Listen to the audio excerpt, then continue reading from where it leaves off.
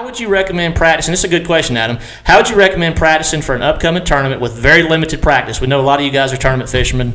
Limited practice days such as 1, possibly 2 at the most, with very cheap electronics. I plan on fishing some BFLs as a boater, and I need all the help possible to learn. Thanks. That is a great question, and that's probably what took me the longest to learn how to do, was to learn how to practice. I mean, everybody knows how to practice for a single day event or something like that, but when you talk about practice for multiple days events or even a short practice period, you've really got to utilize your time.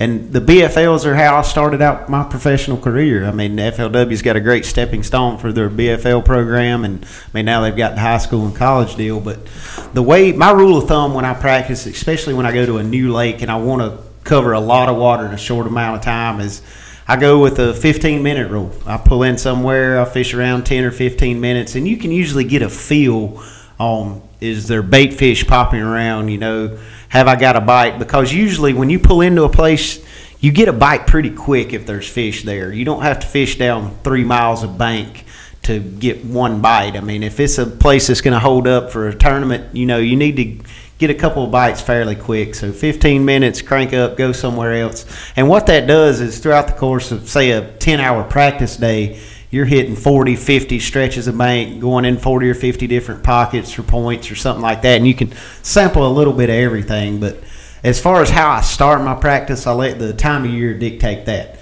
Springtime, you know, I'm obviously going to be checking secondary points, places leading into spawning areas, something like that. Post-spawn, I'm going to get out on main lake flats or something. It's summertime, get out on the ledges.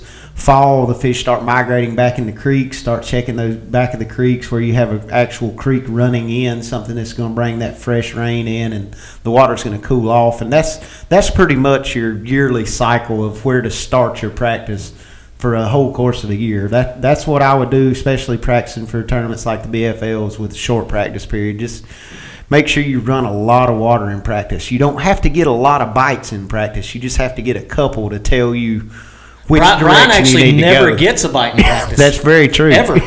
and that's the beauty of it, is you don't have to catch 20 pounds in practice to be able to catch 25 pounds in the tournament. You get 2 bites in practice and let that tell you what you need to do for the actual tournament situation. Because, you know, if you fish all day and don't get any bites, but you got 3 bites and all 3 of them were on docks on points, you know that's what you need to do in the tournament. I'm going to run docks on points, and I'm going to run every one on the lake. Even stuff I didn't make a cast on in practice, I'm going to run that because it fits the pattern.